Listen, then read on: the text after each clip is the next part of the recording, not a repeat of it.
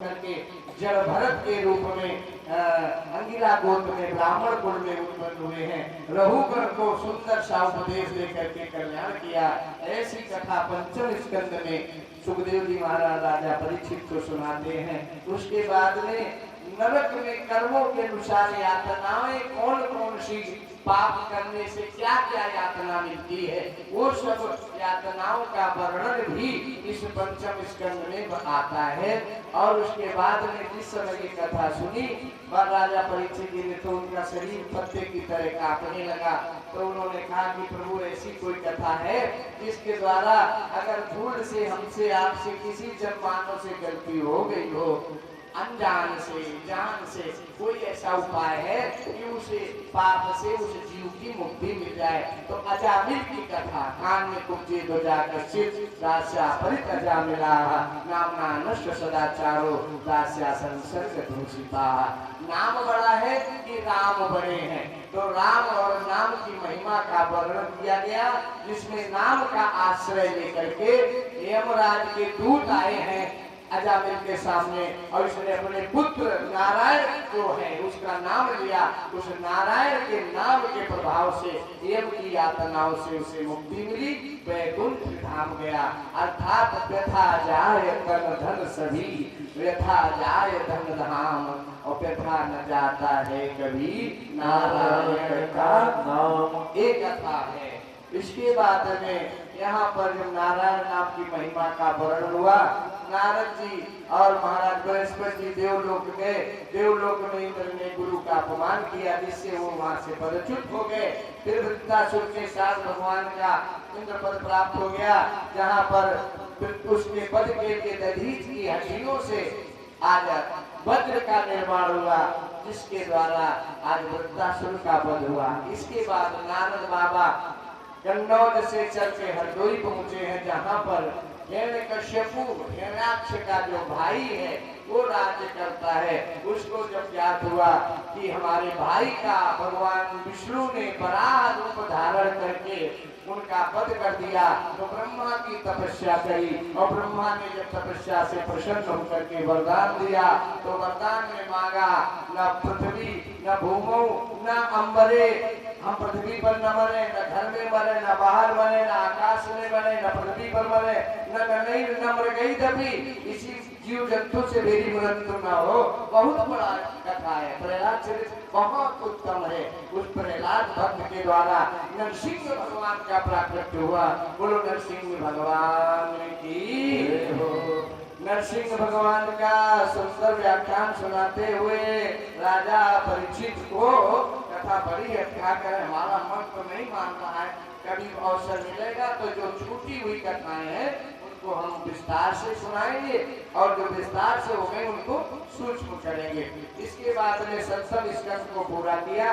उसके बाद राजा परीक्षित जी ने प्रश्न कर दिया, गुरु बाबा तारो प्रहलाद जाके पिता को संहार करो, तारो प्रहलाद जाके पिता को संहार करो, और तारो ध्रुवराज जाको गोदी से उतारो, तारो मोर ध्वज जाके शीश धरो आरो है, और तारो विभीषण जाके भ्राता संग को संहारो है। भक्त भक्त तारे, भक्त भक्त तारे तो कापे ऐसान करो, और बिना भक्त तारो तो तारी वो तुम्हारो है। किसी भक्त ने तुम्हारा कभी जीवन में नाम ही न लिया हो, जो मनुष्य जीव हो ही न पशु हो, या पशुओं पर भी भगवान कृपा करी, तो वहाँ पर कथा सुनाई। आसी गिरिवरो राजन त्रिकूटी विश्रुता, शीलो देवा काशीमान योजना कुट उच्चता। त्रिकूट पर्वत पर एक सुंदर सरोवर है, जहाँ पर गर्मी के समय में एक हाथियों का समूह आकर स्नान करने लगा। उसी समय एक मगर ने उसका पैर पकड़ लिया। कि उस समय आज जब पैर पकड़ लिया, कई वर्षों तक युद्ध हुआ, परिवार के लोग साथ देते रहे, अंत में साथी साथ छोड़ गए, शरीर भी क्षीण हो गया, अंत में करने विवश हो गया, घर से, परिवार से, शरीर से, शक्ति से। तो इसने भगवान से निवेदन किया नमो भगवते तस्मै यते तच्चिदात्मकम् पुरुषादिबीजाय परेशाया विधीमहि। भगवान की प्रार्थना करी है और उस प्रार्थना पर भगवान प्रसन्न हो गए। क्या कह रहा है प्रसन्न होते हुए? उस गजेंद्र की एक कविता है, वो उसके भाव अपने हम आपको सुनाए, उसके बाद उसका उद्धार हो गया। बोले ये कह रहा है गजेंद्र जिसमें 2 अंगुल शोर बची। कितनी? 2 अंगुल नून, पूरा शरीर डूब गया।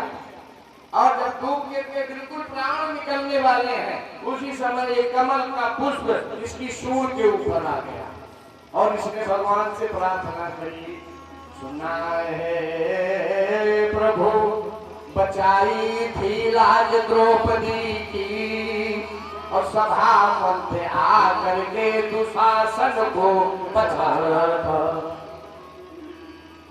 मुक्त किया मुनियों को असुरों के आतंक से और सबरी की झगड़ी का अजामिल होता था। जब जब पुकारा अधैर्य हो के भक्तों ने और भक्तों के उद्धार हेतु सगुण रूप धारा था, है ना। इसलिए आज मेरे जीवन में क्या ऐसा आ गया है जो तुम मेरी बात, मेरी आवाज, मेरे कष्ट को क्यों नहीं दूर कर रहे हो? ये कह रहा है क्या कसौटी आज मेरी जो प्रभु आते नहीं, अब जा रहा संसार से हूँ, यह कष्ट सह पाते नहीं। जीव हम आप सब कैसे रहते हैं? परिवार में आसक्त रह कर मदमस्त हो फिरता रहा, अभिमान अपनी देह का कर निधि पाप में करता रहा। अपने परिवार, धन का बल, शरीर का बल, पुत्र का बल लेकर के घमंड में किसी से मैंने सम्मान नहीं किया, शिष्टाचार नहीं किया, किसी का अभिवादन नहीं किया, किसी का आशीर्वाद भी नहीं दिया।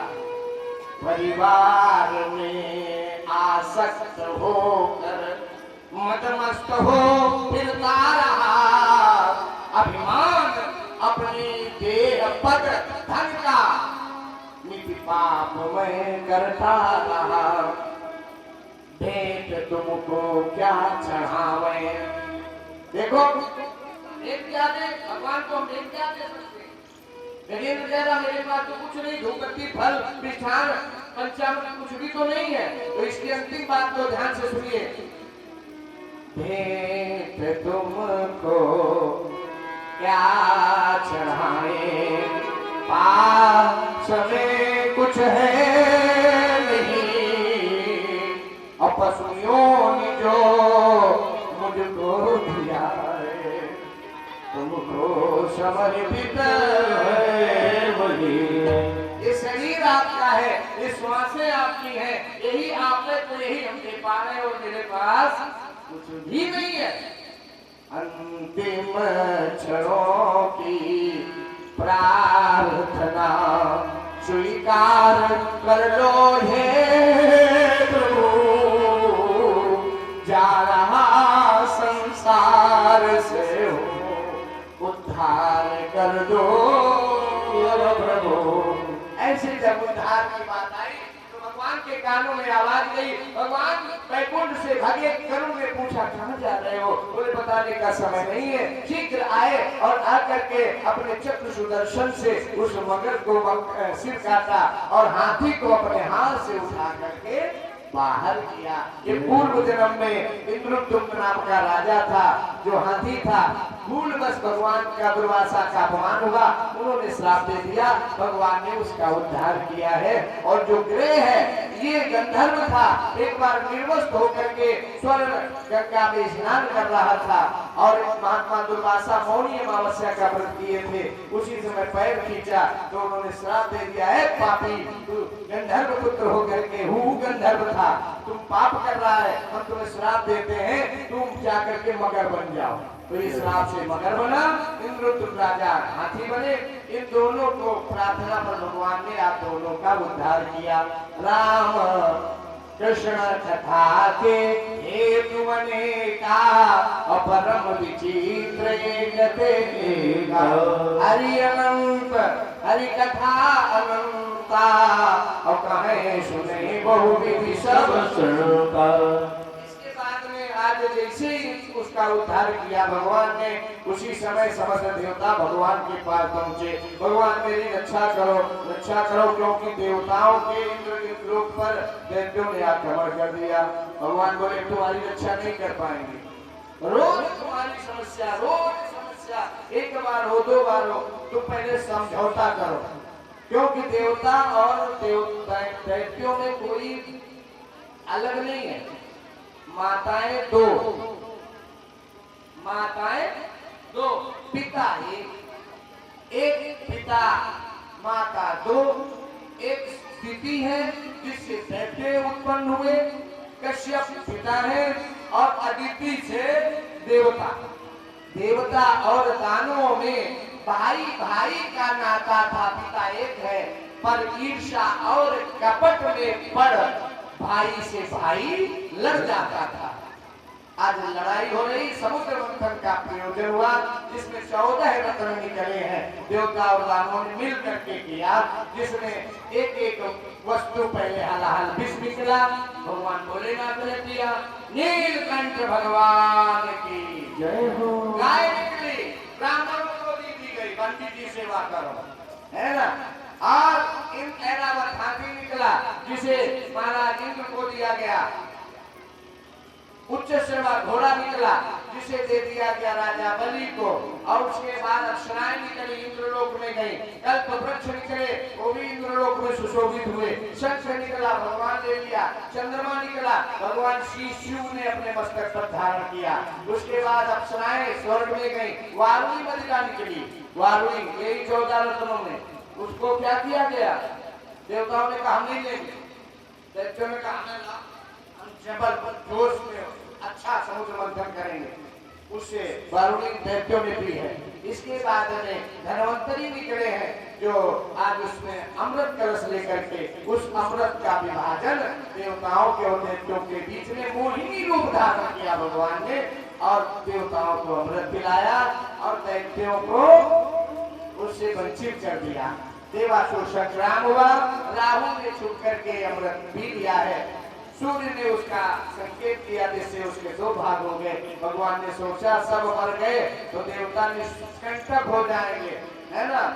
परम स्वतंत्र का सिर पर कोई ऐसे हो जाएंगे, इसलिए 2 राहु केतु को छोड़ा है भगवान ने। भगवान की दृष्टि से कोई छुप नहीं सकता है। और दूसरी बात एक बताएं, वास्तव में समुद्र मंथन की कथा है क्या?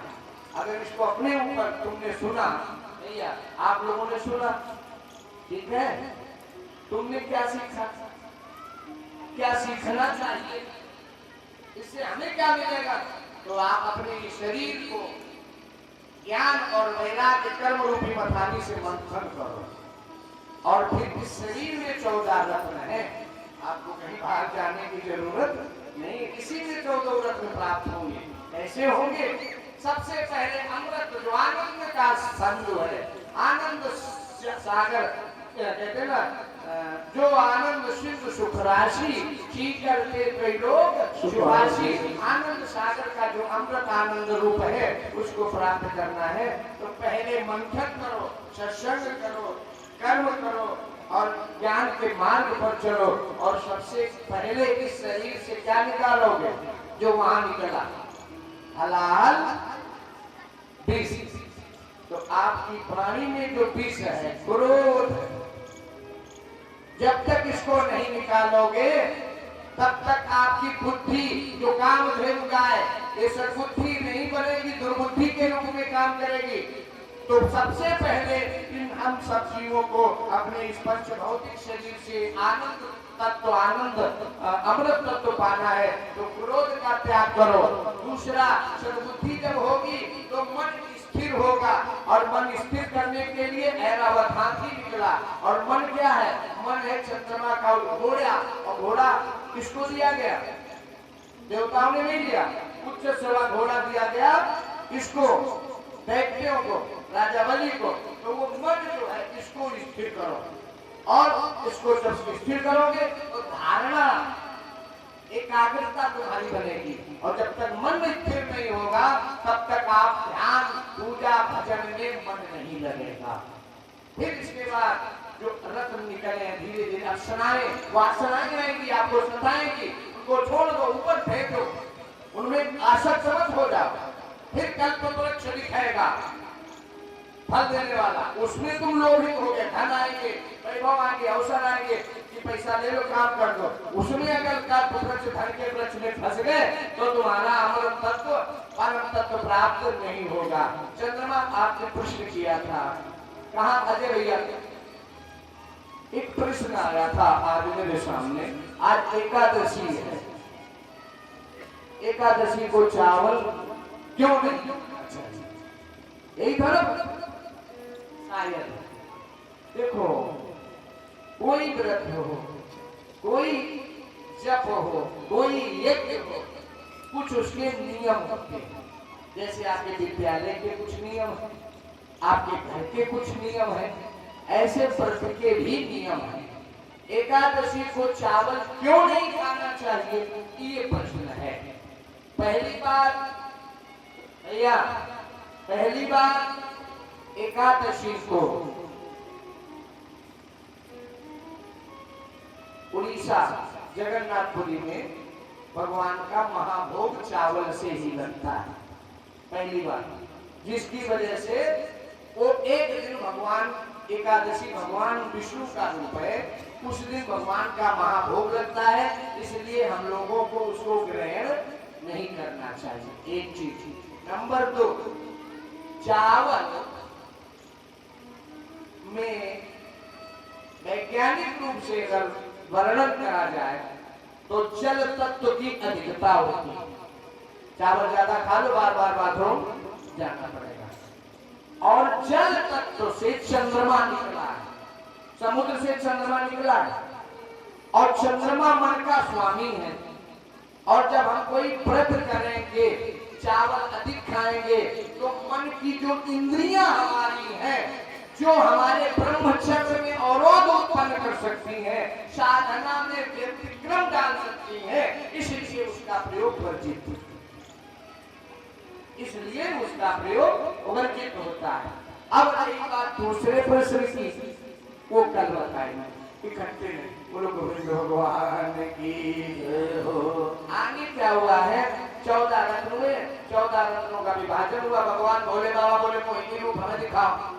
बाबा विष्णु बाबा बोले ये तुम्हारे लिए नहीं है। वो कहे नहीं, तुमने हमें सब कुछ दिखाया, किस हमें दे दिया है।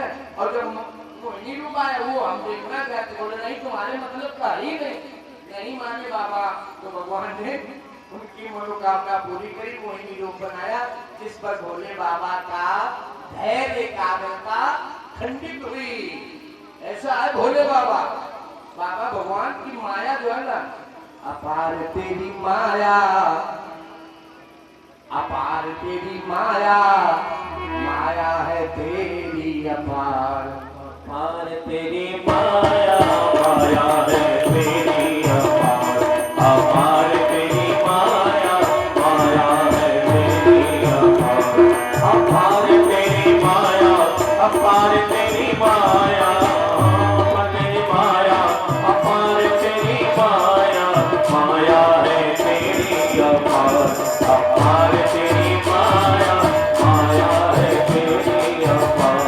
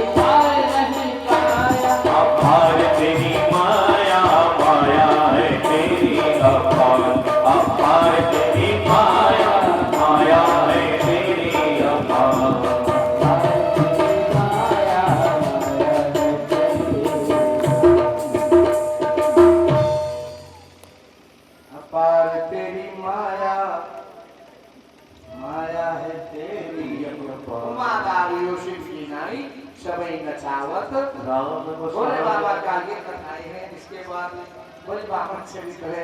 अब हमें कृष्ण जन्म दिखाई पड़ रहा है। अब 15 मिनट बचे, कैसे हम भागे, कौन सी स्पीड पकड़े। कहते दुर्घटना से देर लगी है ना, तो अगर 10-15 मिनट लेट हो जाए तो कोई गड़बड़ तो नहीं।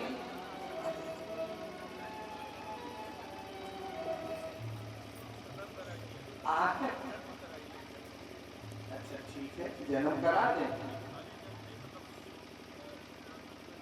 अच्छा ठीक है, बोलो गोविंद भगवान। अरे उठना नहीं, कृष्ण जाए आएंगे तभी जाओगे।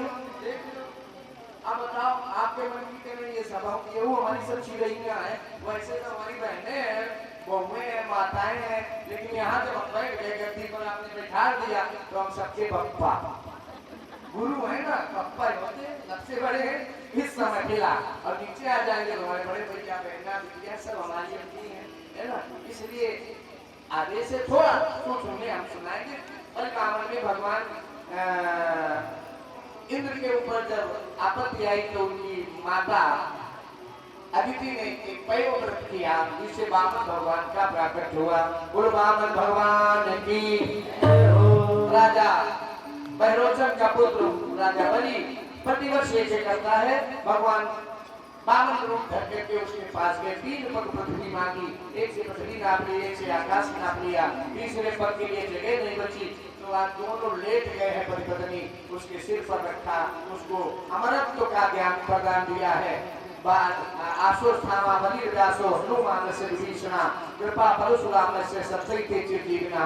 राजा बलि को सुतल लोक का राज्य दे दिया, इंद्र लोक चाहता था। कथा बहुत अच्छी है, वहाँ पर बहुत सुंदर भाव। क्या करे समय है, उस हिसाब से बलराम चरित्र को भगवान सुग्रीव जी ने राजा परीक्षित को सुनाया।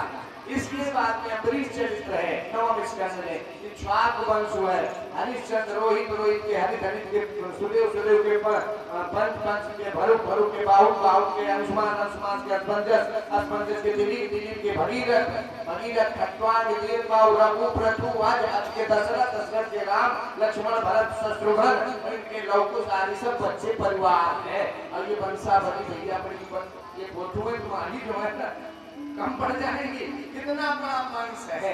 भगवान राम अवतार में खट्वांग दीर्घ बाहुष्य रघु तस्मात् पृथुश्रवा तस्मात् शतोग्रे भगवान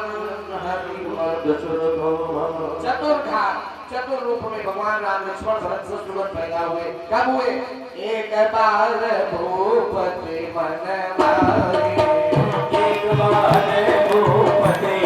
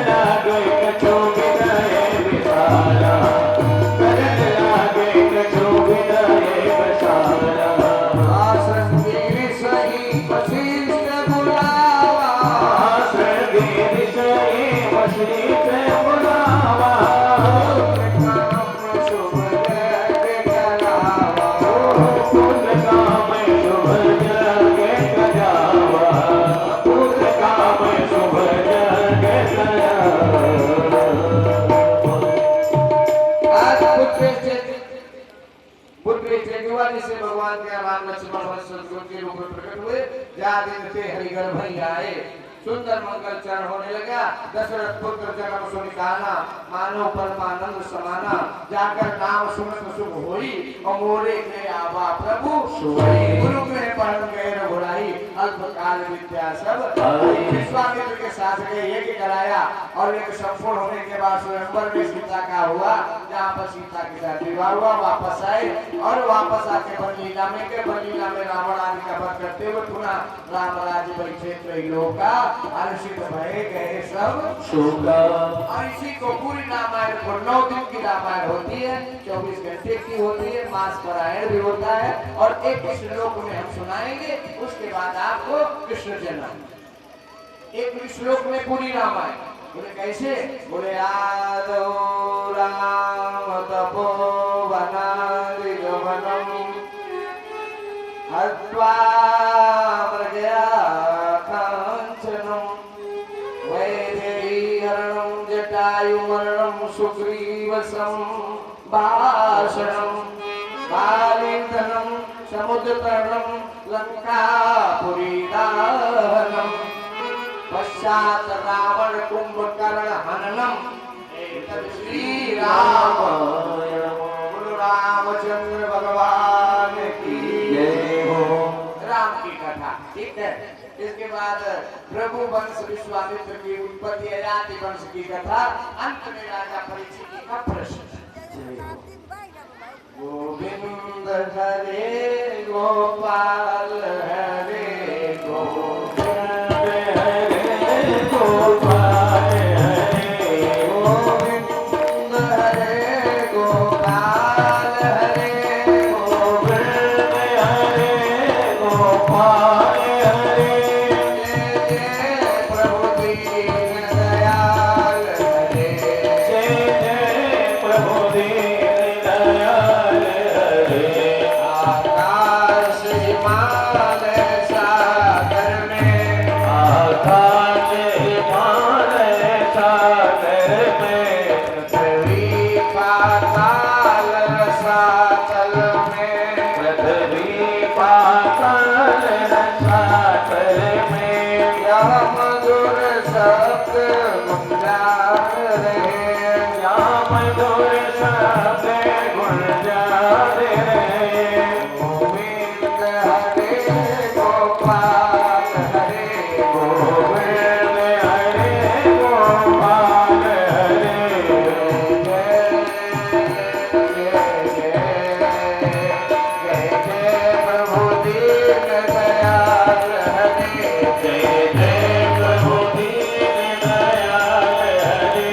ओ गौओं के गोपाल हरे ओ गौओं के गोपाल हरे वृंदावन के श्रृंगार हरे वृंदावन के श्रृंगार हरे। गोविंद हरे गोपाल हरे गोविंद हरे गोपाल हरे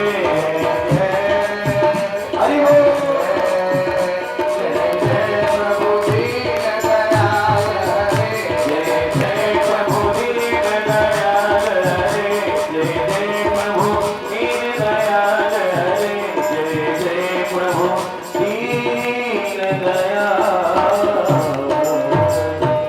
अब एकाग्र, बिल्कुल एकाग्र, सब लोग ध्यान मत हो जाओ और हमारी बात को सुनो।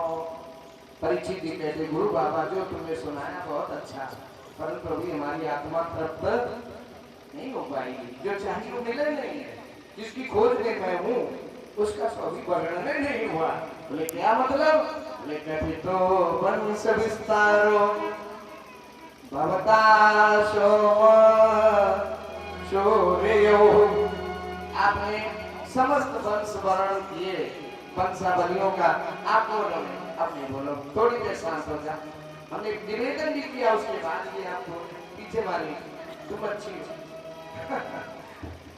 बोलो एक आप तभी आनंद, क्योंकि आप तार तोड़ दोगी तो हमारी धार टूट जाएगी और हमारी टूट गई तो हम कुछ बोलेंगे पाएंगे, भूल जाएंगे, हमारा कमजोर दिमाग। बोलो गोविंद भगवान की। राजा परीक्षित का प्रश्न एक एक भाव समझे।